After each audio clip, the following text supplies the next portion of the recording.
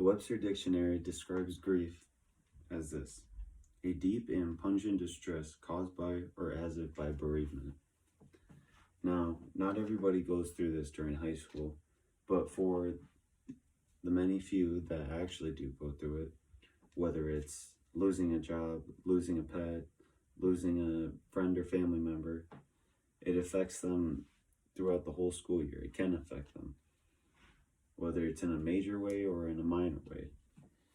It still brings a lot of anxiety and a lot of sadness to a lot of people. And many people have their own ways of grieving, and we don't acknowledge it as much.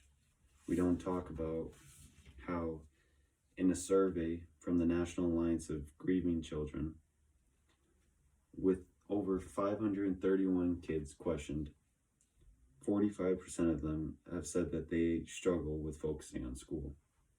And 75% of them said that grieving teens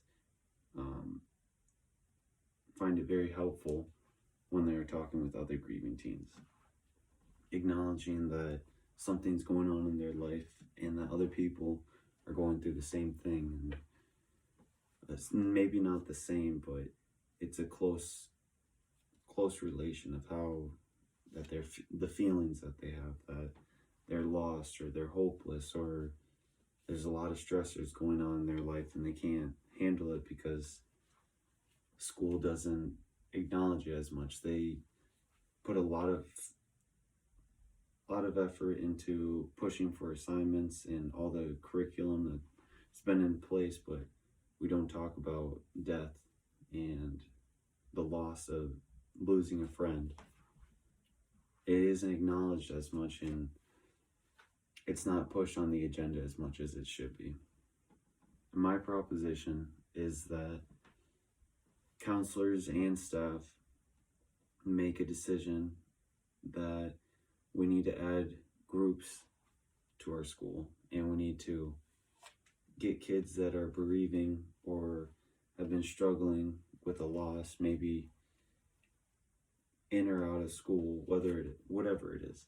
We need to figure out to put them in a group and then maybe spend half an hour or an hour in school, outside of school, just to get the kids talking and around the same environment, the same energy going on. Because some kids don't have the opportunity to go outside of school and then hang out with a bunch of friends and use that as a distraction. They might just go home and be sad and wait until the next day they can go to school. And the cost of this would mostly be no money. All it would take is encouragement from staff and admin. The only problem with this is it isn't acknowledged. It can happen. It can easily happen with especially how big our school is and how big our staff is. But it doesn't happen because it's not pushed on the agenda. Going to college and trying to be successful in that area is pushed a lot more, even though college could be something that someone goes through, but death is something that everyone will go through. No matter who you are, where you are, it can happen.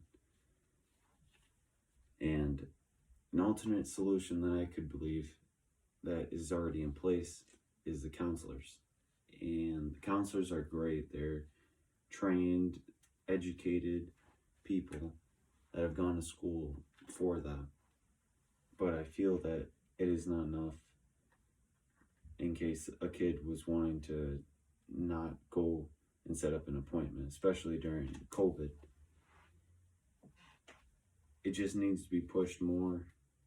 It needs to be implemented into all of the classes in one way or another, whether it's PCR or having an assembly or just maybe even an email of an online video chat that's going to go on.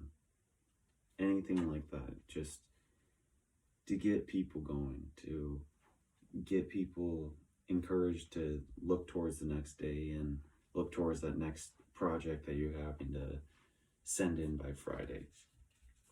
And I feel the advantages is kids would be more encouraged to be in school. They're going to be more open-minded rather than closed-minded with all these negative thoughts going on in their life. They're constantly running. And I just feel that it would be great for the mental state of a lot of kids and possibly even staff too, if they don't have anyone to talk to.